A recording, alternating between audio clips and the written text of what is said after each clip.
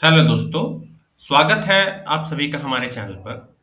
दोस्तों, जब हम अपने देश के सिस्टम को समझने की बात करते हैं या फिर किसी भी कंपटीशन एग्जाम में पॉलिटी जैसे इंपॉर्टेंट सब्जेक्ट को टैकल करने की सोचते हैं, तो पता नहीं क्यों अक्सर हमें ये एक मुश्किल सब्जेक्ट लगने लगता है, राइट ना? पर सच कहूँ तो ये इतना कॉम्प्लेक्स नहीं है जितना दिखता है। आज के इस वीडियो में हम तीन बहुत ही फंडामेंटल कॉन्सेप्ट को गहराई में समझेंगे।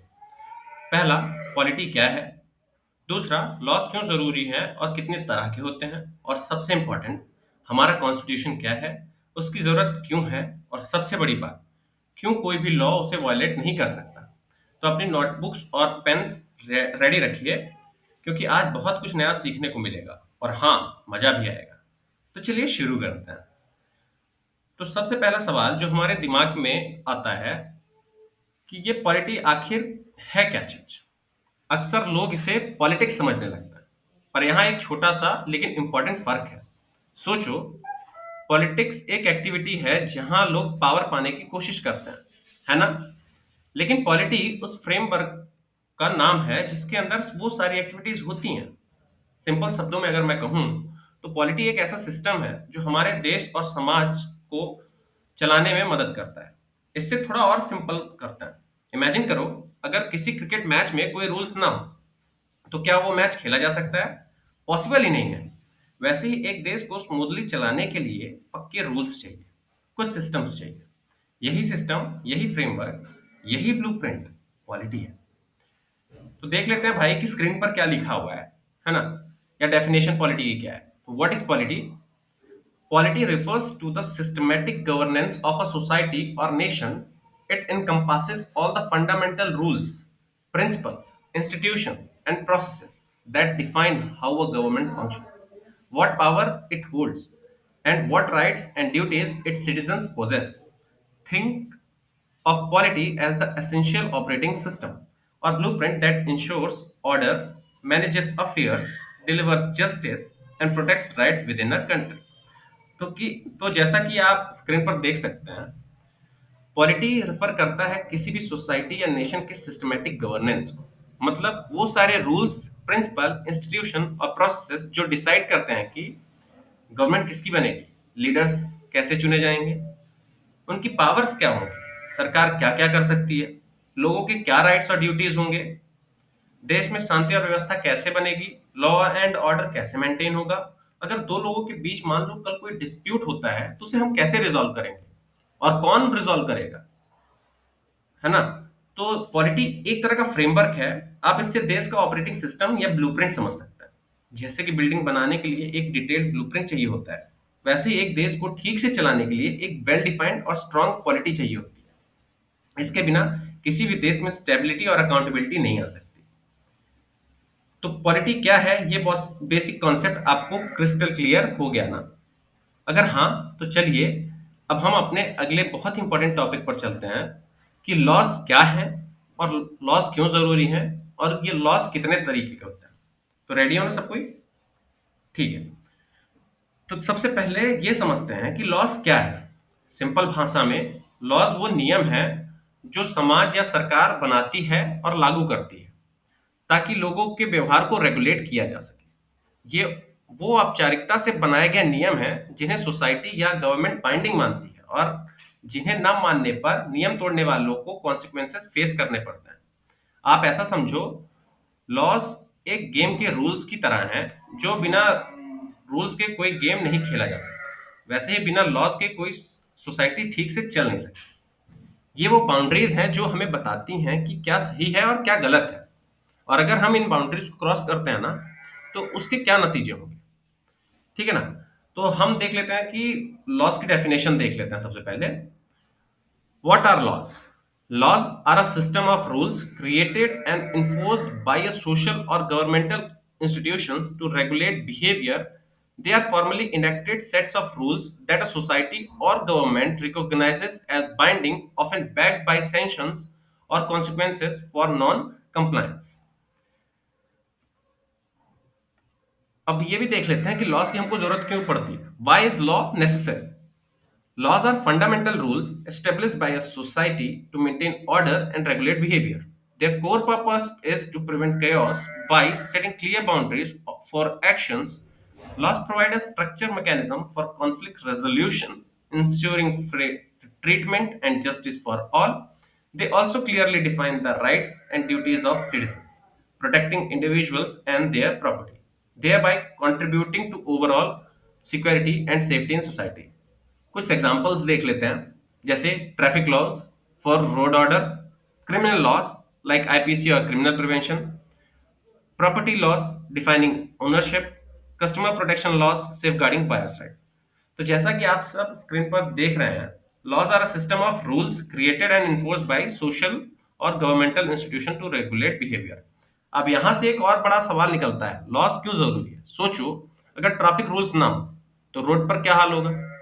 हर कोई अपनी मर्जी से ड्राइव करने लगेगा, एक्सीडेंट होंगे और कोई भी सेफ्टी तो होगी ही नहीं बिल्कुल। लॉ सोसाइटी में ऑर्डर मेंटेन करता है, ये लोगों को बिहेवियर को रेगुलेट करते हैं और उन्हें बताते हैं कि क्या करना सही है और क्या करना गलत है। एक लॉ एक बाउंड्री सेट करता है जिसके अंदर हमें रहना होता है। जैसे चोरी करना गलत है, ये एक लॉ है जो सोसाइटी में एक ऑर्डर बनाए रखता है। दूसरा बड़ा रीजन है कॉन्फ्लिक्ट रेजोल्यूशन। जब लोगों के बीच डिस्प्यूट्स होते हैं, चाहे वो प्रॉपर्टी का हो या किसी और बात का, तो लॉज एक फेयर तरीका प्रोवाइड करते हैं कि उनको रिजॉल्व कैसे करना है। जो कोर्ट है ना, वो भी लॉज का इस्तेमाल करके फैसले सुनाती है ताकि सबको फेयर ट्रीटमेंट और जस्टिस मिल सके। बिना लॉस के लोग अपने डिस्प्यूट को खुद ही माइट इज राइट करके प्रिंसिपल में सॉल्व करने लगे। भाई जिसकी लाठी उसकी भैंस, है ना? जिसमें सिर्फ हमेशा लाठी वाले की जीत होती है, जो ताकतवर होगा उसी की चलेगी।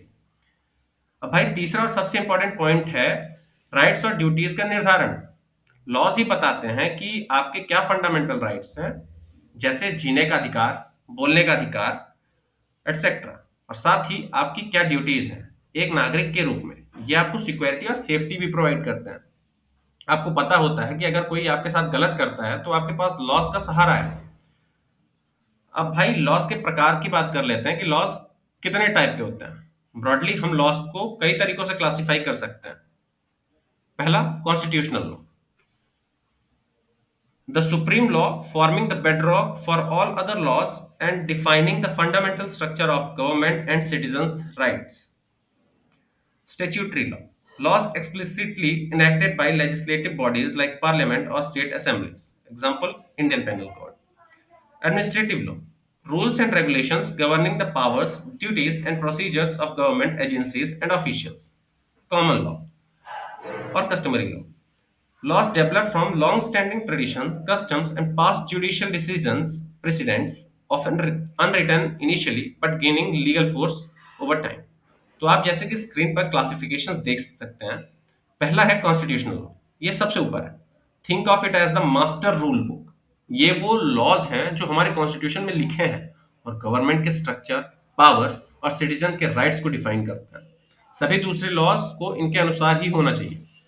दूसरा है स्टेच्यूटरी लॉ। ये वो लॉज हैं जो हमारी लेजिस्लेचर यानी पार्लियामेंट या स्टेट असेंबलीज बनाती हैं। ये डायरेक्टली लॉज मेकर द्वारा पास किए जाते हैं, जैसे Indian penal code, motor vehicles act, environmental protection act. ये सब स्टेच्यूटरी लॉज के एग्जांपल्स हैं। ये लिखे हुए हैं और पास किए गए लॉज होते हैं। ठीक है। तीसरा है एडमिनिस्ट्रेटिव लॉ। ये वो रूल्स हैं और रेगुलेशंस हैं जो गवर्नमेंट एजेंसीज, डिपार्टमेंट्स और ऑफिशियल्स के पावर और प्रोसीजर्स से डील करता है। जैसे एक गवर्नमेंट डिपार्टमेंट कैसे काम करेगा, उसके क्या नियम होंगे, वो सब एडमिनिस्ट्रेटिव लॉ के अंदर आता है। और चौथा है कॉमन लॉ या कस्टमरी लॉ।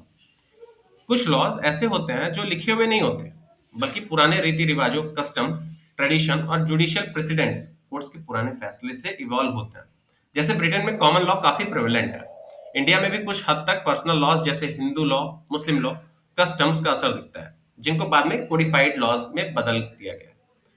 तो लॉस लॉस सिर्फ पनिशमेंट के लिए नहीं होते, बल्कि वो एक सिविलाइज सोसाइटी की नींव है जो सबको सुरक्षा, न्याय और एक स्थिर वातावरण देता है।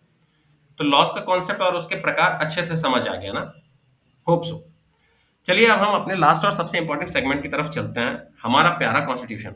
इसकी जरूरत हमें क्यों है और क्यों कोई लॉ इसे बड़ा नहीं हो सकता। ठीक है ना? तो ये देख लो भाई, ये है हमारा कॉन्स्टिट्यूशन ऑफ इंडिया, जो कि सुप्रीम रूल बुक है। ठीक है, देख सकते हो ये डिजाइन, यहाँ पे अशोक अम्बलम लिखा हुआ भी है, कॉन्स्टिट्यूशन ऑफ इंडिया। तो अब एक बहुत ही इंपॉर्टेंट डॉक्यूमेंट है जो हमारा कॉन्स्टिट्यूशन ऑफ इंडिया, इसे हम संविधान भी कहते हैं। सिंपली कॉन्स्टिट्यूशन जो है एक सुप्रीम लॉ बुक है, ये सबसे बड़ा कानून है जो देश को चलाता है। ठीक है, सोचो ये देश का सबसे बड़ा रूल बुक है। अगर हर एक छोटी से बड़ी चीज, गवर्नमेंट कैसे काम करेगी, हमारे क्या राइट्स हैं, सब कुछ इसमें लिखा है। इसमें देश को चलाने के लिए सारे फंडामेंटल रूल्स और प्रिंसिपल लिखे होते हैं। ये बताता है कि गवर्नमेंट कैसे बनेगी, उसकी पावर्स क्या होंगी और सिटीजन्स के क्या राइट्स और ड्यूटीज होंगे। ये कंप्लीट ब्लूप्रिंट है किसी भी नेशन के गवर्नेंस का। हमारा इंडियन कॉन्स्टिट्यूशन दुनिया का सबसे लंबे रिटन कॉन्स्टिट्यूशन में से एक है ना। तो देख लेते हैं भाई कि कॉन्स्टिट्यूशन क्या है। What is constitution? The Constitution is the supreme law of the land, serving as the foundational document for governance. It is a comprehensive set of fundamental rules, principles, and laws that define the structure, powers, and duties of government institutions, while also guaranteeing the rights and duties of its citizens. It acts as the ultimate blueprint for a nation's functioning. Constitutions can be written like India and US or unwritten like the UK, where it is a collection of statutes, common law and convention. जैसा कि आप screen पर भी देख सकते हैं, the constitution is the supreme law of the land, serving as the foundational document of governance. इसमें देश को चलाने के लिए सारे फंडामेंटल रूल्स और प्रिंसिपल लिखे होते हैं। ये बताता है कि गवर्नमेंट कैसे बनेगी, उसकी पावर्स क्या होंगी और सिटीजन्स की क्या राइट्स और ड्यूटीज होंगे। ये कंप्लीट ब्लूप्रिंट है किसी भी नेशन के गवर्नेंस का। हमारा इंडियन कॉन्स्टिट्यूशन दुनिया के सबसे लंबे रिटन कॉन्स्टिट्यूशन में से एक है। अब सवाल आता है कि कॉन्स्टिट्यूशन की जरूरत क्यों है। अब इमेजिन करो, अगर हर कोई अपनी मर्जी से काम करे, कोई रूल्स ना हो, तो क्या होगा? पूरा कैओस हो जाएगा ना। तो कॉन्स्टिट्यूशन यही कैओस रोकता है भाई। सोचो, अगर कोई पावर में आता है और उसकी पावर पर कोई रोक ना हो, तो क्या होगा? डिक्टेटरशिप। कॉन्स्टिट्यूशन यही अनलिमिटेड पावर को चेक करता है, ये हमारे अधिकारों को प्रोटेक्ट करता है, इसलिए इसकी जरूरत है। ठीक है ना। Why is the constitution needed? A constitution is indispensable for several critical reasons. First, limits government power. It sets boundaries on government authority, preventing arbitrary rule and safeguarding against dictatorship. Protects citizens' rights. It clearly enumerates and guarantees fundamental rights, ensuring no government can easily infringe upon them. Provides stability and order by establishing clear rules for governance and societal behavior. It fosters a stable and orderly environment. It defines government structure. It meticulously outlines the composition, function, and interrelationships of various government organs.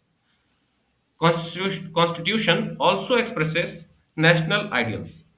It embodies the core values and aspirations of a nation, such as liberty, equality, and justice, often shaped by historical movements like the French Revolution that emphasized rights and limited power. Screen पर देखते हैं क्या क्यों जरूरत है। पहला reason है government की पावर को लिमिट करना। कॉन्स्टिट्यूशन गवर्नमेंट की पावर्स पर बाउंड्रीज सेट करता है। ये बताता है कि गवर्नमेंट क्या कर सकती है और क्या नहीं। इससे डिक्टेटरशिप नहीं बन पाती और गवर्नमेंट सिटीजन्स के राइट्स को कुचल नहीं सकती। इसमें चेक्स और बैलेंसेस के प्रिंसिपल भी दिए होते हैं। दूसरा और बहुत इंपॉर्टेंट रीजन है सिटीजन्स के राइट्स को प्रोटेक्ट करना। कॉन्स्टिट्यूशन में हमारे फंडामेंटल राइट्स क्लियरली लिखे होते हैं। कोई भी गवर्नमेंट या लॉ इन राइट्स को ले नहीं सकती या उनका उल्लंघन नहीं कर सकता। यह हर नागरिक को एक सुरक्षा कवच देता है। तीसरा, ये स्टेबिलिटी और ऑर्डर प्रोवाइड करता है। जब रूल्स क्लियर होते हैं तो सबको पता होता है कि उन्हें कैसे बिहेव करना है और गवर्नमेंट कैसे काम करेगी। इससे सोसाइटी में स्थिरता बनी रहती है। चौथा, ये गवर्नमेंट के स्ट्रक्चर को डिफाइन करता है। कॉन्स्टिट्यूशन ही बताता है कि गवर्नमेंट के अलग अलग ऑर्गन्स कैसे बनेंगे, उनके फंक्शंस क्या होंगे। और पांचवा, ये नेशनल आइडियल्स को एक्सप्रेस करता है। हर कॉन्स्टिट्यूशन में कुछ ऐसे आइडियल्स होते हैं जिन पर वो देश बनाना चाहता है। जैसे हमारे कॉन्स्टिट्यूशन में लिबर्टी, इक्वालिटी, जस्टिस, फ्रेटर्निटी के आइडियल्स हैं। इन आइडियल्स की झलक हमें फ्रेंच रेवोल्यूशन जैसे ऐतिहासिक घटनाओं में भी मिलती है, जहां लोगों ने शासकों को निरंकुश शक्तियों को कंट्रोल करने और अपने अधिकारों के लिए लड़ाई लड़ी, जिसका नतीजा डिक्लेरेशन ऑफ राइट्स और रिटन कॉन्स्टिट्यूशन के रूप में निकला। क्लियरली है ना कि कॉन्स्टिट्यूशन इंडिस्पेंसिबल है? एक सवाल जो कई बार आता है, क्या कोई देश या सोसाइटी बिना कॉन्स्टिट्यूशन के हो सकती है? थियोरेटिकली एक मॉडर्न स्टेट बिना लिखित रिटन कॉन्स्टिट्यूशन के एग्जिस्ट कर सकता है। जैसे यूके के पास एक सिंगल रिटन डॉक्यूमेंट नहीं है।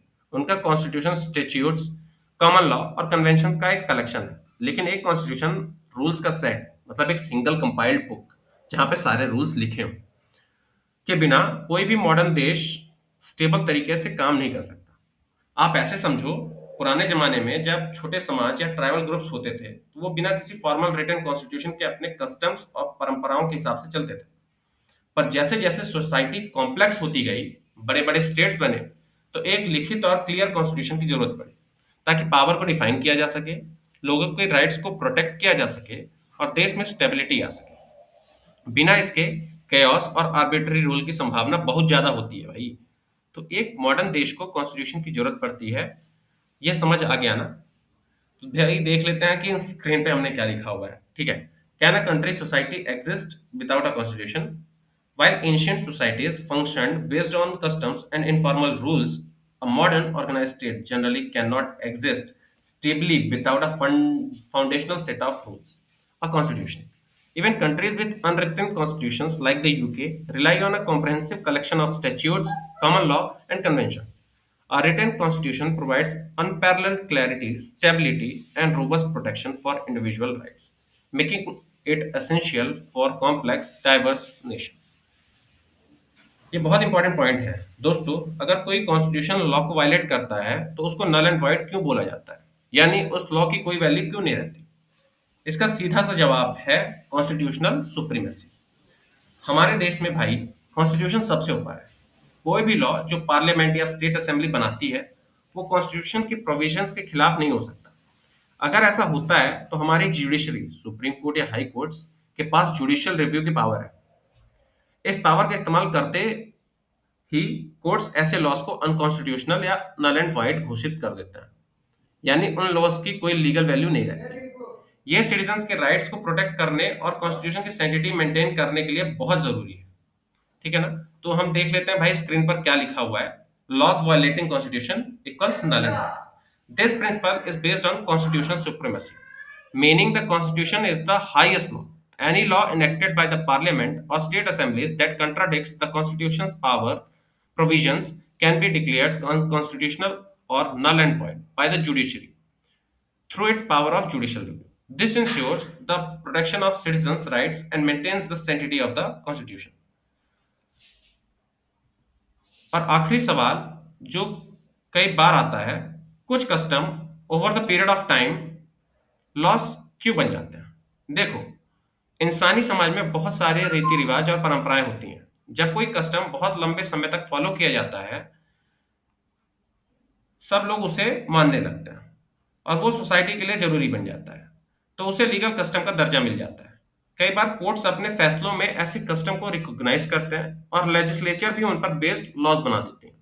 इससे ये पता चलता है कि लॉ सिर्फ लिखी हुई चीजें नहीं होती, बल्कि सोसाइटी के एवोल्यूशन के साथ भी इवॉल्व करती हैं, है ना? तो भाई देख लेते हैं कि हमने स्क्रीन पर इसकी डेफिनेशन क्या दे रखी है। Long standing widely accepted social customs and traditions, when consistently followed and recognized as essential by society, can gain legal recognition. Courts may acknowledge them in judgments, and sometimes the legislature may even codify them into formal laws, reflecting the evolving nature of legal system. तो I hope ये पूरा section constitution पर, उसकी supremacy पर और custom कैसे loss बनते हैं, ये सब आपको अच्छे से क्लियर हो गया होगा, है ना? चलो फिर आगे बढ़ते हैं।